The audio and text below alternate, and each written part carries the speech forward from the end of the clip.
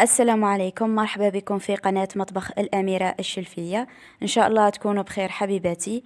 اليوم إن شاء الله راح نشارك معكم وصفة البغرير، أسهل وأنجح وصفة ممكن تجربوها، وننصحكم أنكم تجربوها.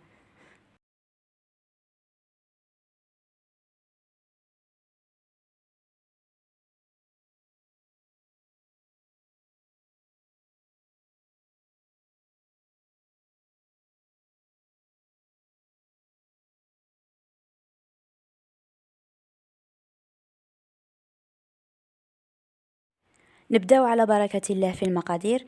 أول حاجة، في إناء نديرو 2 كيسان تاع سميد اللي يكون ناعم. هذا هو الكاس اللي استعملته أنا، وانتم تقدروا تستعملوا أي كاس عندكم في المنزل.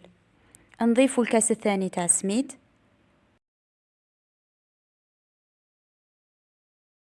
ونضيفوا كاس تاع فرينة،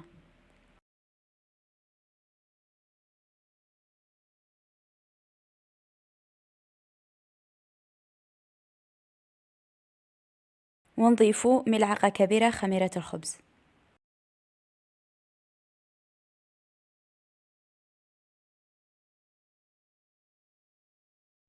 والملح ملعقة صغيرة، ورشة تاع سكر. والآن باستعمال الخلاط اليدوي راح نخلط هذه المكونات جيدا.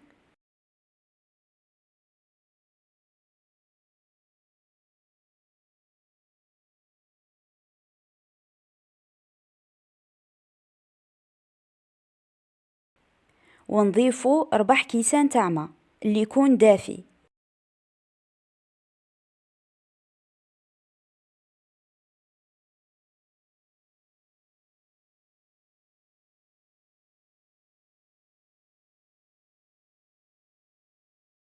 وهذا هو الكاس الرابع. والآن نخلطه باستعمال الخلاط اليدوي. في المرحلة الأولى نخلطوا مليح هذوك المكونات تاوانا.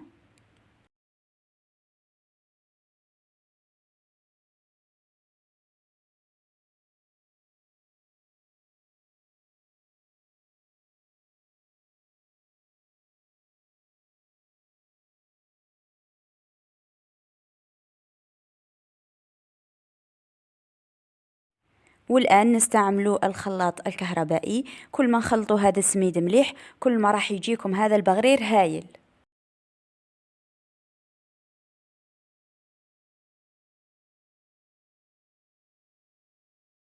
نخلطوه مدة 5 دقائق، وبعد مرور دقيقتين نضيفوا كيس كامل خميرة حلويات، ونكملوا نخلطوا حتى نكملوا هذوك 5 دقائق بهذه الطريقة.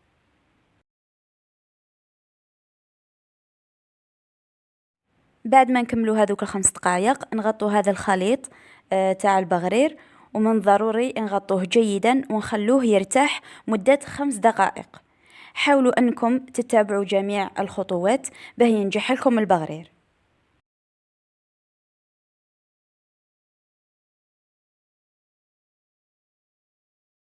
والآن بعد مرور 5 دقائق راح نجيب المقلاة تاعي اللي ما تلصقش. هذه أنا مخليتها غير للبغرير، وانتوما تقدروا تستعملوا أي مقلاة عندكم.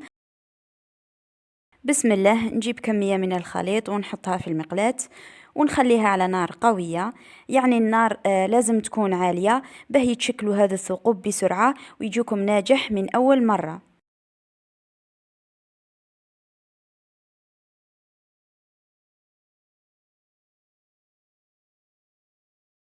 بعد ما طيب لنا الحبة الأولى راح ننزعها من المقلاة ونطيب بقية الخليط تاعنا بنفس الطريقة حتى نكمله.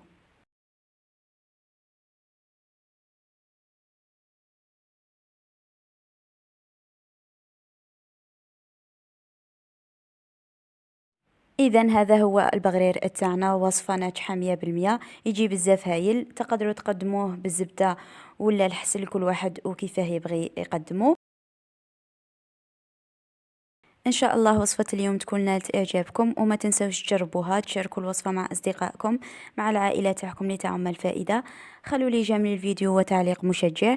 أيضا ما تنسوش أنكم تشتركوا في القناة وتفعلوا زر الجرس ليصلكم كل جديد.